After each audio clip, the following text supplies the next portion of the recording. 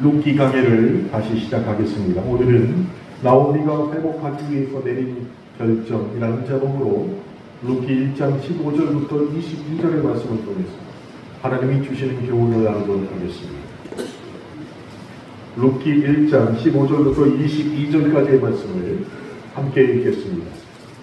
나오미가 또 이르되 보라, 내 동서는 그의 백성과 그의 신들에게로 돌아가나니 너도 너의 동서를 따라 돌아가라 하니 룻이 이르되 내게 어머니를 떠나며 어머니를 따르지 말고 돌아가라 강권하지 마옵소서.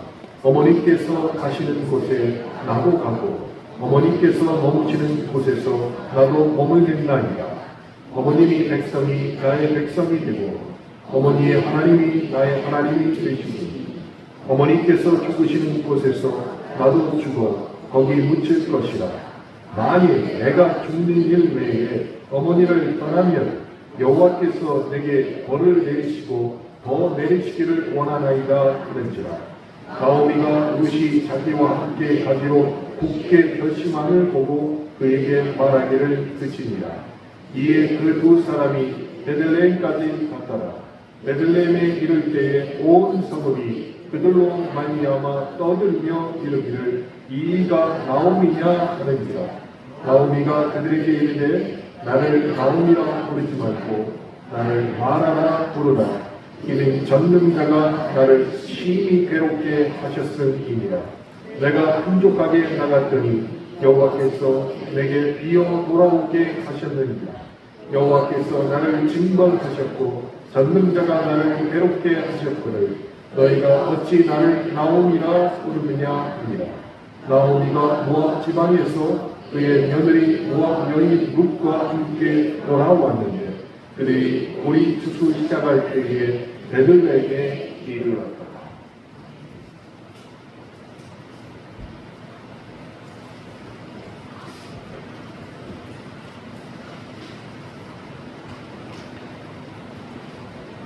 말복이 지나서 날씨가 조금 풀린 것 같습니다. 잘 지내셨습니까?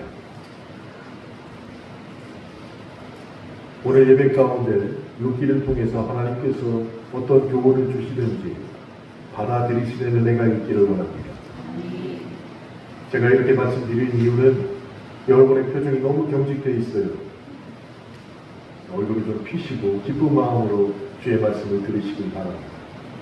어제 저희 가족 원로 목사님을 포함해서 7명이 박정인 집사님이 운영하시는 식당에 갔습니다. 가게 된 이유는 소비 쿠폰을 사용하기 위해서 갔습니다. 박정인 집사님이 아마 장부를 딱 해놓고 우리 교인들 누가 왔다 간다 적으시는 것 같아요.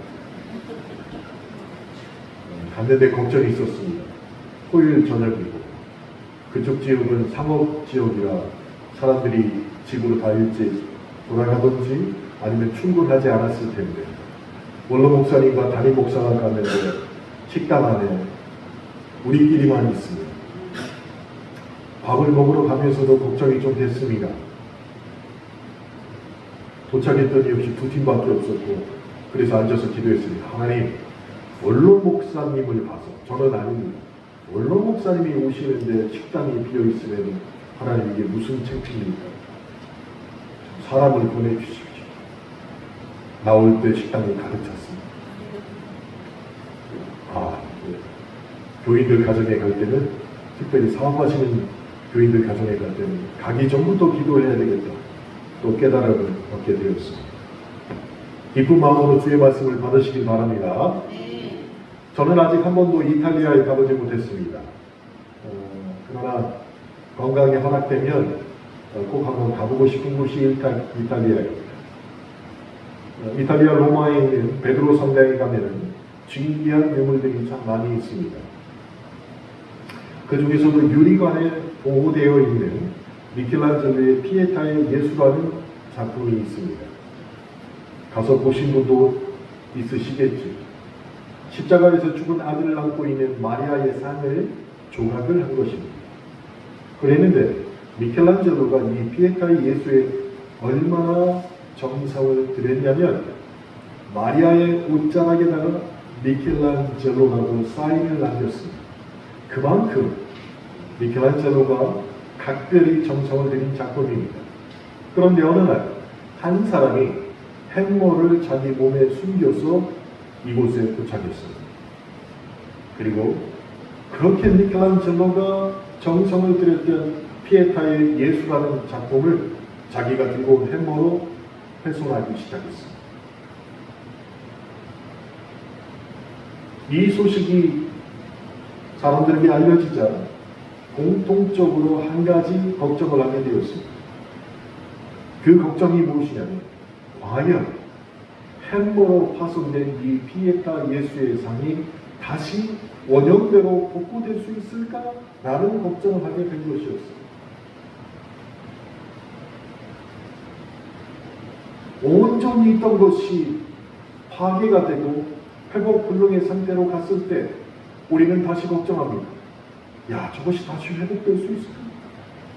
저게 돌아올 수 있을까? 라고 말했죠. 이 질문은 사실 우리의 질문이기도 합니다. 우리의 가정, 우리의 사회, 그리고 우리의 사업, 사람들과의 관계, 우리가 속해 있는 대한민국, 하나님의 모습으로 과연 회복될 수 있을까? 우리는 걱정할 수밖에 없습니다. 그런데 이런 걱정은 우리만의 걱정이 아니었습니다. 하박국 선지자가 이런 걱정을 하박국 3장 2절에서도 하고 있었습니다. 여호와여, 내가 주께 대한 소문을 듣고 놀랐나이다. 여호와여, 주는 주의 일을 이 수년 내에 부흥하게 하옵소서. 이 수년 내에 나타내 주시옵소서. 진노 중이라도 긍휼을 잊지 마옵소서라고 하박국이 고백을 하고 있습니다. 그런데 하박국의 고백 중에 부흥하게 하옵소서라는 단어가 계속되고 있죠. 우리가 부흥이라고 생각하면 일반적으로는 숫자가 많아진다, 성장한다 이런 개념으로 보게 됩니다. 그런데 부흥의 본질은 그것이 아닙니다. 성경에서 말씀하시는 부흥이라는 것은 첫 번째 의미가 회복입니다. 회복되는 것이에요.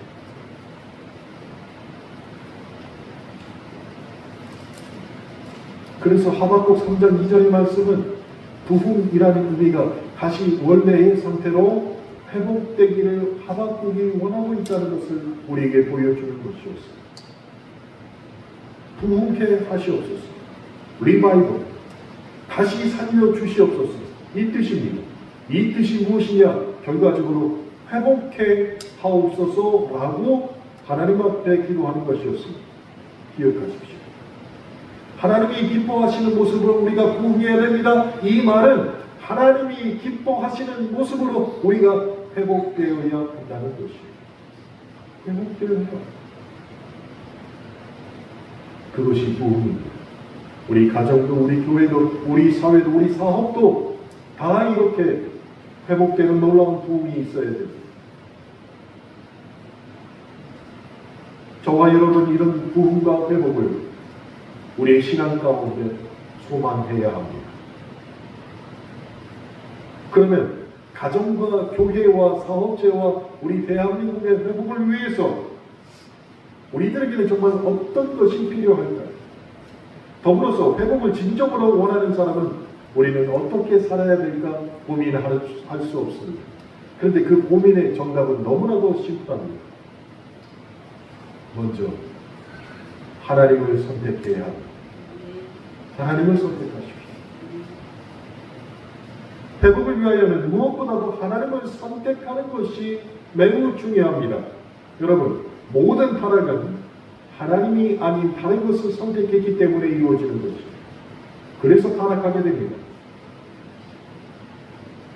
그런 잘못된 자리에서 우리가 회복하기 위해서는 하나님을 선택하는 것이 앞장서야 한다는 것이죠. 오늘 본문을 보니까 나오미가 룻에게 모압으로 돌아가라고 얘기하고 있습니다. 그런데 나오미가 그렇게 룻에게 한 그 논리가 무엇이냐면 오르막처럼 돌아가라는 것이죠. 오늘 본문 15절에 나오미가 또 이르되 보라 내 동서는 그의 백성과 그의 신에게로 돌아갔다니 너도 너의 동서를 따라 돌아가라. 여러분, 동서가 무엇이죠? 동서.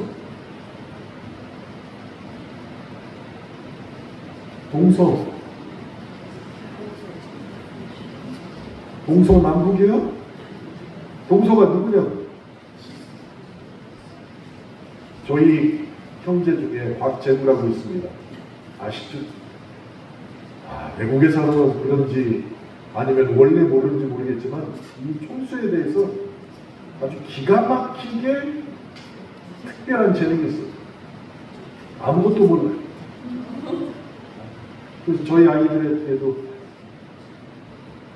작은 아버지의 부인이면 작은 엄마잖아요. 그런데 뭐라고 하냐면 작은 어머니 이름이 레슬리니까 레슬리 고모가 이렇게 전혀 몰라요. 저도 잘 모르겠어요. 동서가 뭔지 매제가 뭔지 시술이 뭔지 잘 모르겠어요. 근데 여하튼 나오미가 지금 루스에게 한 논리는 무엇이냐? 너의 동서 오르바처럼 모압 땅으로 되돌아가라는 것이. 이것을 믿음으로 갖고 와서 다시 해석하면 하나님의 것과 세상 것을 눈앞에 있는데 너 세상 것을 선택하라고 나오미가 룻을 부추기는 것이죠. 하나님을 선택하지 말고 세상 것을 선택하라는 것입니다. 나오미의 이 얘기가 왜 심각한 얘기가 되냐면 지금 가지고 있는 나오미의 생각이 마귀와 똑같은 생각을 하고 있는 것이죠. 마귀는 세상 것을 택하려고 집요하게 우리를 유혹합니다. 마귀가 세상을 통해서 우리를 압박할 때 가장 많이 하는 말이 우리에게 무엇이냐면 너 누구처럼 나오미가 한 말과 똑같죠. 오르바처럼 그런 것처럼 마귀는 야 너 김집사처럼 너 광목사처럼 세상 것을 선택하라 라고 우리를 유혹한다는 것이 그리고 압박한다는 것이 나오미가 지금 그런 말을 하고 있는 것이 오르바처럼 해라. 오르바도 며느리고 너도 며느리잖니. 그러니까 너 그렇게 해도 아무도 너를 탓하지 않는다. 강력한 메시지를 룻에게 전하고 있습니다. 우리 주변에서도 이런 말을 듣지 않습니까? 누구 아기 엄마처럼 너도 그러지 않니? 그렇게 해라. 너도 그래야지. 라고 말이죠. 비슷한 형편에 있던 사람이 했던 일들과 행동들이 마치 롤 모델이 되어서 나도 그리하지 않아야 하면 안 되는 것처럼 우리를 압박하는 경우가 있다는 것이에요. 나오미의 말을 잘 살펴보세요. 오르바처럼 해야 너도 비전이 있다. 그래서 너도 모압에 가야 재혼도 할 수 있고 원만하고 육적인 만족이 너에게 있다라고 나오미가 현실적으로 얘기하고 있는 것인데 그 내용이 무엇이냐? 결과적으로 세상의 것을 택하라는 것입니다.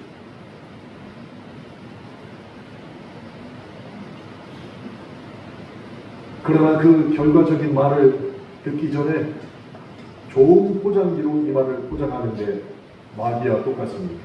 이대로 하면 너는 편하다. 이대로 하면 너는 행복하다. 이대로 하면 너는 좋다. 라고 포장을 하는 것입니다. 그러면서 어떤 사람이든 이 형편에 있으면 다 그렇게 한다라는 논리를 우리에게 펼치는 것입니다.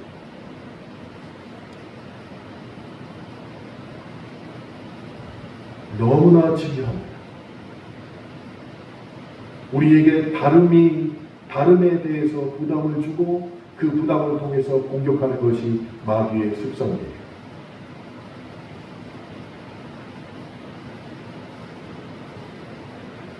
나오미가 이런 말을 한 말, 그 압박에는 다른 의미도 숨어 있을 것 같다는 생각이 들었습니다. 나는 베들레헴에 돌아가서 과거를 묻고 살고 싶은데 그런데 너 같은 모압 며느리를 내가 데리고 가면 내 과거가 특히 모압에 있었던 내 과거가 다 들통나잖니. 그러니까 너는 나를 돕는 자가 아니라 너는 이제 내게 부담스러운 존재야 라는 생각이 나오에게 있지 않았나 걱정도 됩니다. 사랑하는 성도 여러분, 기억합시다. 마귀는 우리에게 세상의 것을 강요하면서 이렇게 동서남북 전방위적으로 우리를 압박을 하고 있습니다. 그런데 신앙은 이런 순간에 하나님의 것을 선택하는 것이 신앙이 된다는 것이 결코 쉽지 않은 일이 분명합니다. 그렇지만 하나님을 믿고 있는 사람이라면 이런 압박과 유혹이 왔을 때 세상의 것을 선택하는 것이 아니라 하나님의 것을 선택해야 합니다.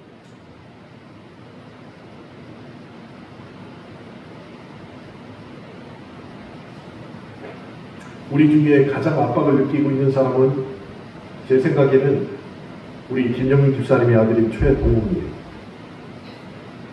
효자로 살았습니다. 고3 때까지. 대학을 딴 곳으로 갔습니다. 얼마나 자유롭겠어요. 너무너무 자유롭게 한 해를 보냈습니다. 그런데 기숙사가 문을 닫았으니 집으로 와야 되는데 지난 6개월 동안 몸에 밴 행동을 집에 와서 숨길 수가 없는 것이 늦게 자고 늦게 일어나고 부모님 말해도 6개월 떨어져 있었다. 알겠어요. 아마 이럴 거예요. 제가 설교를 계속 보냅니다. 처음엔 답장을 하다가 답장이 안 와요. 2주 지나도 안 봐요. 그랬다가 봐요. 이번에는 못 참겠어서 설교 보내면서 야, 맞아야 정신 차리겠니? 너 얼굴 좀 보자. 보냈어요. 답장이 왔어요. 이틀. 목사님, 지금 봤습니다. 지금? 아직도 내가 두려운가? 목사님, 지금 봤습니다. 저는 목사님 꽉 잡아 믿겠어요. 제가 뭐라고 했어요?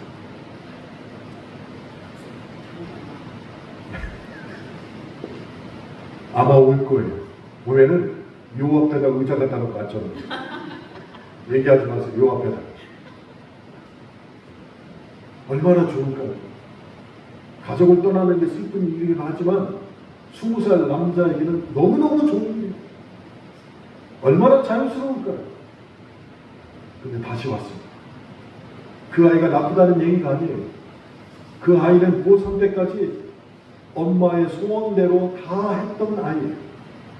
너무너무 착하고 동생도 교회에 있는 동생들에게 정말로 모범적인 아이였어요. 자유를 처음 맛봤어요. 세상의 제한을 처음 맛보게 된 것이 끊어내기가 쉽지 않다는 것이. 그러나 이런 시간이 지속되면 본인이 깨달은 날이 올 줄로 믿습니다. 자, 나오미까지 그랬습니다. 하나님의 백성임에도 세상의 것을 선택하지 말고 하나님 것을 선택하라라고 얘기해야 되는데 세상의 것을 선택하라고 며느리에게 얘기한 것입니다. 그때 이 질문의 답을 루시합니다. 뭐라고 했습니까? 하나님을 택하겠습니다. 하나님을 택하겠습니다. 그 내용이 본문 16절입니다. 어머니의 백성이 나의 백성이 되고 이스라엘의 공동체로 들어가겠다는 것이에요. 어머니의 하나님이 나의 하나님이 되시니 하나님을 믿고 살겠다는 것이에요. 그 뒤로 뭐라고 얘기합니까? 어머니께서 죽으시는 곳에서 나도 죽어 거기 묻힐 것이라. 더 이상 나오미가 세상의 것을 선택하라고 말하지 못하게 나는 하나님의 것을 택하겠습니다 라고 결론을 내린 것입니다.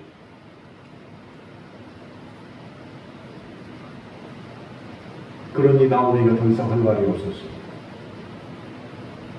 여러분, 우리가 신앙을 굳건히 택하게 되면 결국 마귀가 손을 들게 됩니다.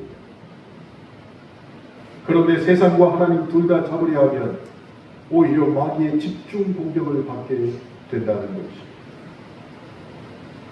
나오미의 가정은 이 사건 이후로, 즉 룻이 하나님을 택하겠습니다 하고 결정지은 그 다음 이후로 부흥이 일어났고 결국 회복이 시작되었습니다.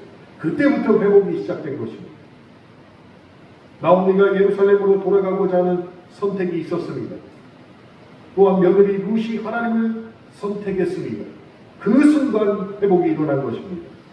그래서 첫 번째, 회복을 위해서는 하나님의 것을 선택해야 됩니다. 두 번째, 회복을 위해서 필수 조건은 우리의 가면을 벗어야 된다는 것이. 가면을 벗어야 됩니다. 가면을 벗으면 회복이 찾아옵니다. 여러분, 본능적으로 자기를 포장하고 자기를 가리려는 가면을 우리는 사람 앞에서 쓰고 있습니다.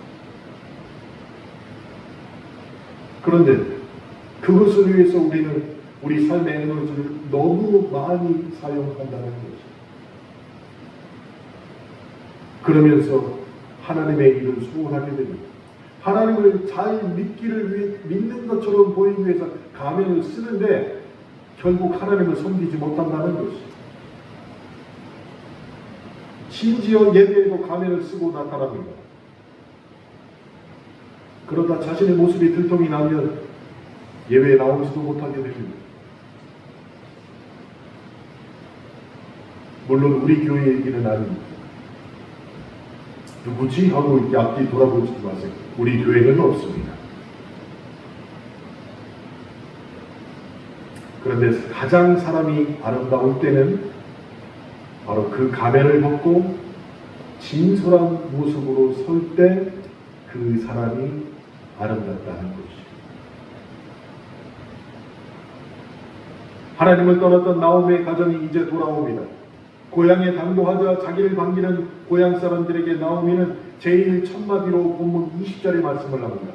나오미가 그들에게 이르되 나를 나오미라 부르지 말고 나를 마라라 부르라. 이는 전능자가 나를 심히 괴롭게 하셨음이라. 나오미라는 말의 뜻은 기쁨이고 즐거움입니다. 그런데 기쁨이고 즐거움이었던 나오미가 자기를 마라라고 부르라는 것이, 이 마라의 뜻은 쓰라림과 고통입니다. 지금까지는 기쁨이고 즐거움이었던 나오미가 고향으로 돌아오자마자 첫 마디가 나를 마라라 부르라, 쓰라림이고 고통이다 라고 얘기한 것입니다. 이 말의 뜻이 무엇인지 우리는 다 알고 있죠.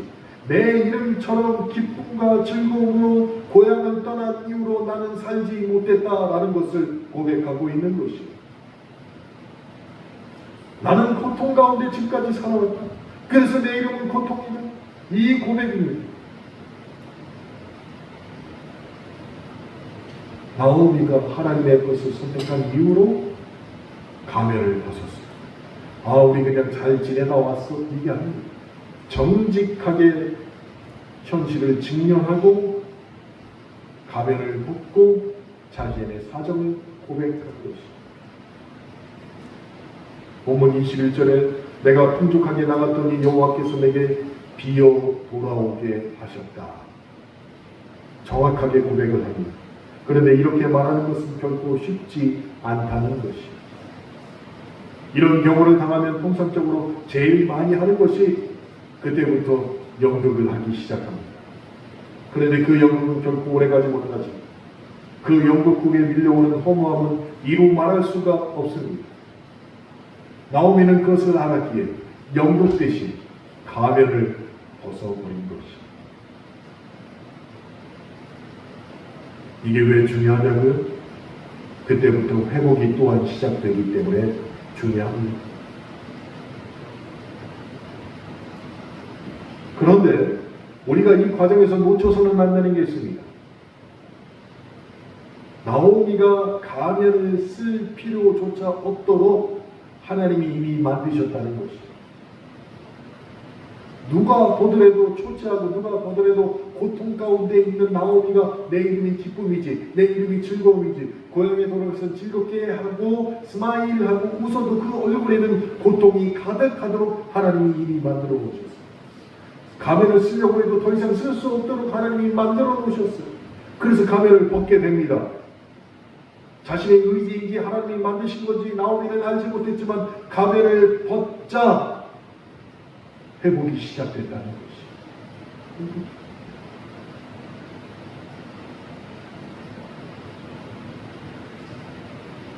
나오미가 룻을 데리고 고향에 돌아갔습니다.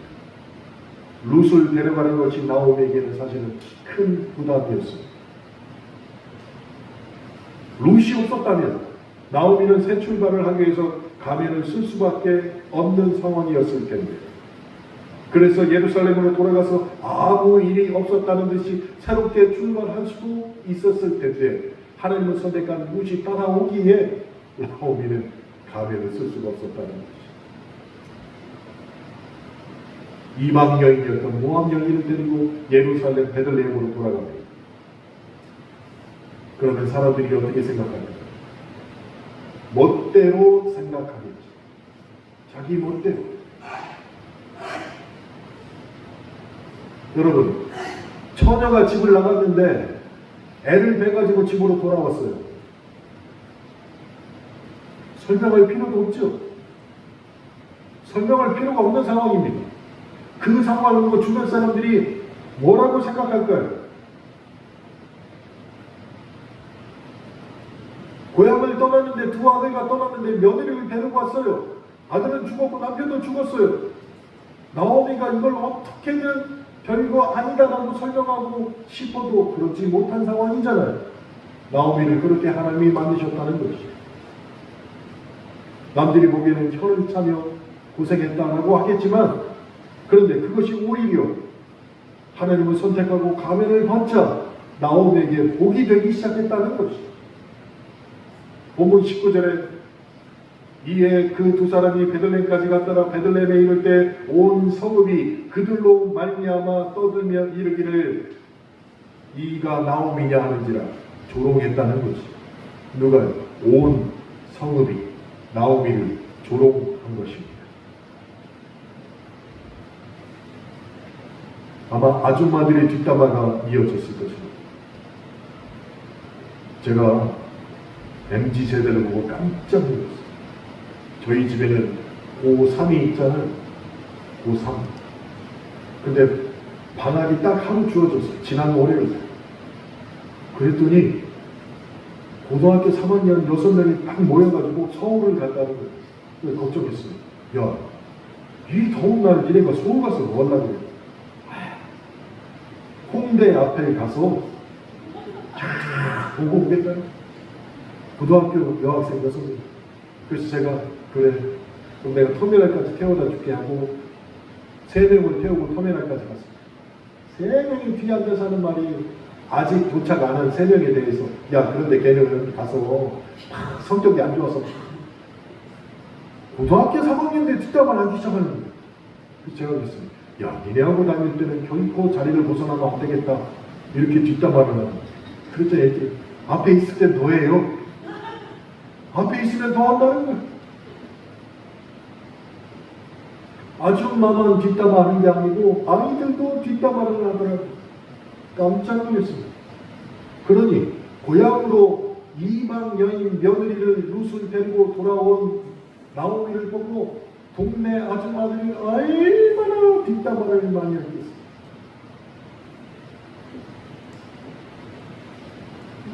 나오미가 그것을 회피하려고 연극하기 위해서 가면을 쓴 게 아니라 그래 니네 마음대로 해봐라 라고 가면을 벗었는데 그렇게 만드신 것이 하나님이 그렇게 하셨다는 것이죠.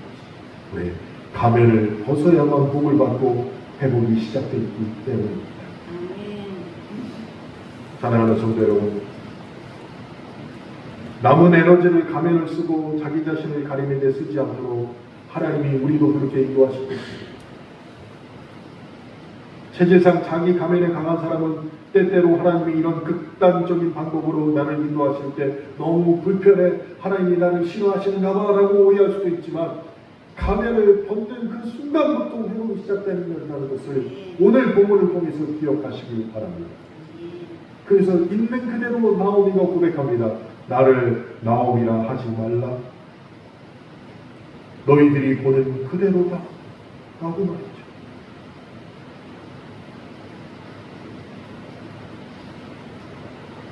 이런 사상이 성경에만 있는 게 아니에요. 행복한 위선자라는 소설책이 있습니다. 맥스 비오궁이라는 사람이 지은 책입니다. 거기 보면은 귀족 출신의 로드 조지 헬이라는 악인이 나와요. 그냥 얼굴만 봐도 악인으로 생긴 사람이 주인공으로 나오고 험상궂고 성격까지 나쁘겠습니다. 집에 있는 자기 남편을 떠올리시면 안 되고 그랬어요. 사람들이 그 사람을 보면 두려워했습니다. 길에서 마주치고 숨었습니다. 그런데 이 사람이 길을 가다가 너무나도 아름답고 순결한 제니 리얼이라는 소녀를 보게 되었어요. 한눈에 반하게 되었습니다. 그래서 로드, 이 악인이 그 여자를 보고 저 여자가 내 여자다라고 생각하고 그녀에 나가서 청혼을 했습니다. 근데 거절당했습니다. 거절당했어요. 거절을 이룬 이렇습니다. 여자가 이렇게 해요. 저는 어려서부터 소원이 있었는데 성자의 얼굴을 한 사람이 나에게 결혼하고 싶다라고 말하는 게 제 소원입니다. 근데 이 사람의 얼굴은 어떻게 생겼다고 그랬어요? 험상궂고 성격도 까칠하고 악인이었잖아요. 그러니까 이 여자의 소원과는 정반대의 사람이 찾아왔습니다. 로드는 깊이 고민하다가 한 가지 생각이 떠올라오는데 거룩하고 인자하게 생긴 가면을 얼굴에 썼던 것이 제작해가지고 썼습니다. 거룩하고 인자한 얼굴. 어떤 얼굴일까요? 우리 원로 목사님 같은 얼굴, 안건수 집사님 같은 얼굴. 거룩하고 인자한 얼굴을 딱 쓰시고 그리고 나서 미열이라는 여자에게 다시 가서 청혼을 합니다. 근데 이 소녀가 그 청혼을 받아들였어요. 왜요? 성자의 얼굴, 거룩하고 인자한 얼굴을 보고 자기 소원이 이루어졌다 해서 그 청혼을 받아들인 것이에요. 그러니까 이 소녀는 그 사람이 로드 조지 헬이라는 사람인 것을 모르고 가면을 쓴 그 모습을 보고 결혼을 하게 된 것이에요. 근데 결혼한 후부터 로드는 미열에게 최선을 다했어요. 정말 최선을 다했어요. 매일 사랑의 연습을 했고 성자의 연습을 하면서 그 소녀의 자기 부인의 소원을 들어주기 위해서 너무 성자 같은 생활을 하기 시작했습니다. 그렇게 몇 해가 지난 이후에 한 사람이 부인을 찾아왔습니다. 그리고 그 미열이라는 부인에게 폭로를 합니다. 저 사람이 로드 조지 헬이다. 가면을 쓰고 너를 속인 것이다. 그 사실을 알고서 너무너무 놀래고 찾아가서 42냥을 묶고서 가면을 벗기기 시작했어요.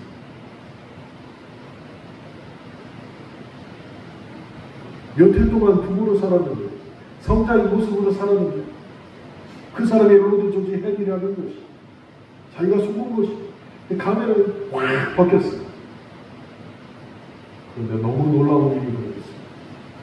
거기에는 험악한 얼굴이 아니라 가면과 똑같이 생긴 인자한 얼굴을 하고 있는 로드의 얼굴이 나타난 것이죠.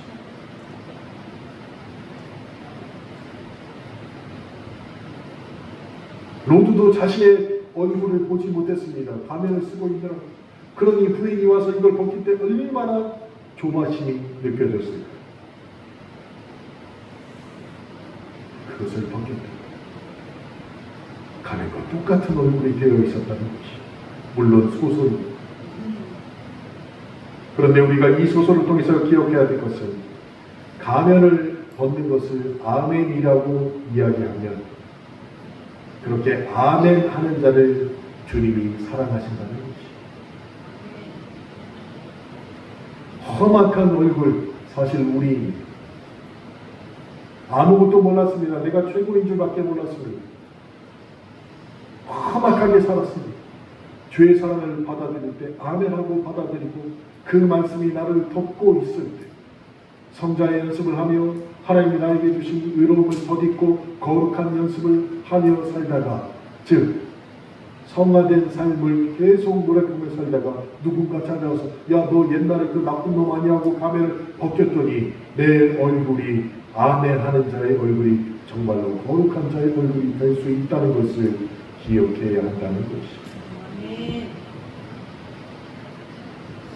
저는 이 비슷한 사실을 체험했습니다. 장경원 목사님과 옥천에 가서 한 달에 한 번씩 족구를 하는데 옥천에 사시는 목사님이 계세요. 거기서 고등학교까지 나오시고 그 목욕을 하러 갔는데 목욕하는 사람들 고등학교 친구도 2명이 들어온 거예요. 오야 그러더니 오래간만에 봤을 거 아니에요. 야, 너 옛날에 우리 같이 저기 애들 삥 뜯고 다니고 싸움박질하고 해도 걔 아니오. 우리 깜짝 놀랐어요. 그래서 내가 불러다가 아니 이 목사님하고 우리 고등학교 때 막짓 많이 하고 다녔던 그런 사람이요. 지금 목사인데 왜? 네가 목사요? 왜 웃기는 소리 하고 있네? 근데 하나도 동요가 안 돼요. 왜? 목사로 30년을 살았죠. 고등학교 때 그런 모습으로 살았는데 거룩함을 못 입고 30년을 살았더니 얼굴이 변해. 마음이 변하는 것이. 우리 그래야 돼요. 우리 그래야 돼요. 사랑하는 성도 여러분, 바닥 체험을 하게 되면 가면을 쓸 수 있는 힘도 없어요. 벗어버리세요. 하나님만 바라보는 은혜를 그때부터 소망해야 됩니다. 그래서 가면을 쓸 때 무슨 가면을 쓰느냐? 하나님이 입혀주신 거룩한 가면을 쓰세요. 우리가 거룩하게 변할 줄을 믿습니다. 본문 22절입니다. 고향에 돌아오자 그들을 기다리고 있는 정경이 표시되어 있습니다. 나오미가 모압 지방에서 그의 며느리 모압 여인 룻과 함께 돌아왔는데 그들이 보리 추수 시작할 때에 베들레헴에 이르렀더라 라고 기록하고 있습니다. 그런데 저는 이 짧은 본문 22절에서 하나님의 사랑을 보게 되었습니다. 왜 그럴까요? 하나님이 숨어서 하나님을 선택하고 가면을 벗었던 나오미와 룻을 돕기 시작하셨다는 것입니다. 숨어서 도우셨습니다. 나오미와 룻이 베들레헴에 도착한 시기가 언제라고 성경은 기록하고 있습니까? 보리 추수할 때, 보리 추수. 이것은 앞으로 일어날 비전의 만남과 그로 인해 엄청난 일의 복선이 보리 추수라는 단어에 들어있는 것이죠. 우리가 잘 알다시피 룻은 그야말로 백마탄 왕자인 보아스를 만나게 됩니다. 그리고 이들 부부가 조상이 되어서 다윗과 메시아가 그들 가게에서 나오게 됩니다. 룻과 보아스의 만남의 배경이 무엇입니까? 바로 보리 추수할 때였어요. 그러니까 하나님이 나오며 룻을 도우신 그 시간에 맞춰서 베들레헴으로 돌아오게 하시고 하나님을 선택하게 하셨습니다. 그리고 가면을 벗게 하셨더니 그 가정의 회복이 시작되는데 보리 추수할 때 그 다음 말씀드리겠지만 누구를 만나요? 보아스를 만나게 됩니다. 하나님은 이렇게 하나님을 선택하고 가면을 벗고 거룩한 가면을 쓰는 자에게 복을 예비해 두신다는 것입니다. 하나님의 그 타임이 정말로 기가 막히게 맞아 들어갑니다. 이 구절을 통해서 하나님이 숨어서 일하시며 그 사랑의 사역을 우리에게 베풀고 있다는 것을 우리는 발견하고 확신해야 하는 것이에요. 그렇게 하나님의 손에 우리를 붙잡고 계시다는 것이에요. 에스라 8장 31절에 보면 이런 말씀이 있습니다.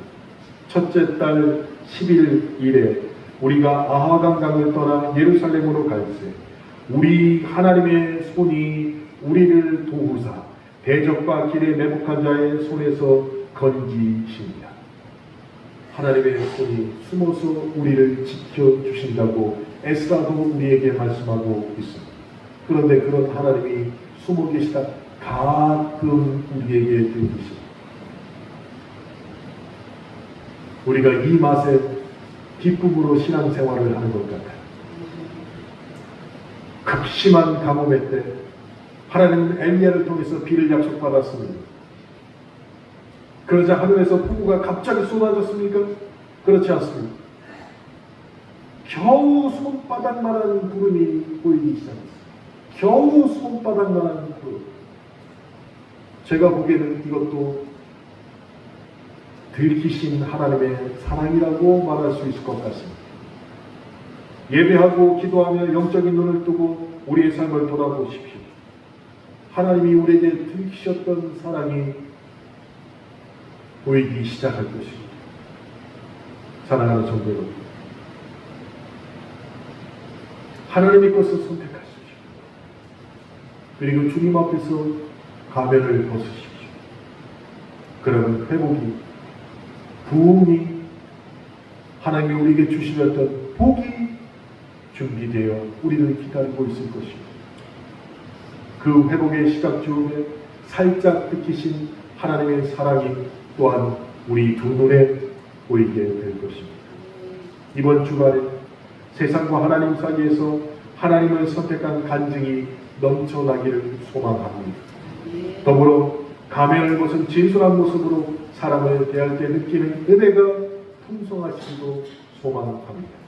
주께서 그렇게 우리를 인도하실 것을 믿습니다. 기도하겠습니다.